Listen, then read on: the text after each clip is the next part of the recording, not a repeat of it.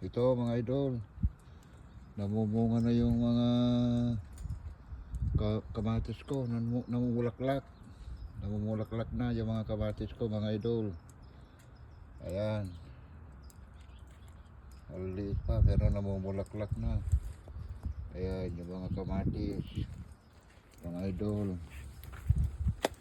Ayan mga idol,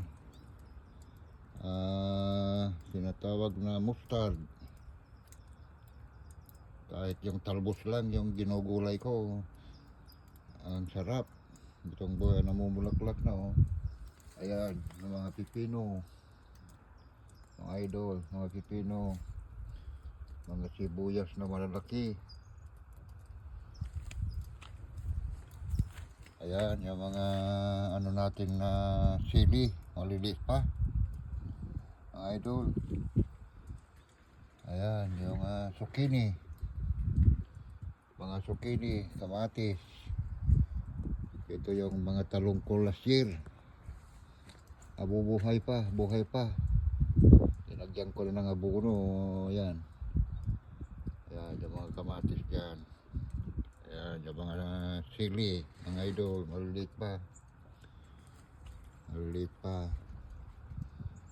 Ayan yung tinatawag na ano. Ayan yung nagkainan ko ng avocado, tumubo oh. Ayan mga kalabasa idol. Ayan yung mga kalabasa ko. Ayan, ito yung tano ko pa, mga tarim ko mga idol. Ito yung pag-i-spray natin sa mga insect killer. Ayan mga kamatis, nagano na. Ito yung talong ko last year, nagano na oh. Nagano pa, mamumunga na. Ayan yung nilalagay kong abono, liquid fertilizer mga idol. So mabilis yung mga kamatis oh. Kahit naka-masiterya lang mga idol. Ayan, ito ilang beses ko na putol-putulan, kinukuha ko yung mga bulaklak, talbos. Kahit isang ano lang, isang puno lang, marami na yung bulaklak. Ayan mga idol. So ito yung ano ko, alaga ko dito sa likod ng bahay.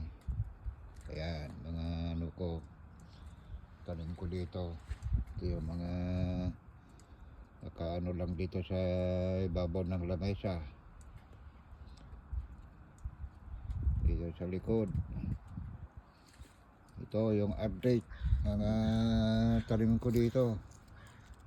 Ito yung mustard na ano, yung bunga yung inihintay mga idol. Pero yung mga sili maliliit pa oh. Ayan, maliliit pa, hindi pa pwedeng ilipat. Ayan yung zucchini. Okay, bye bye.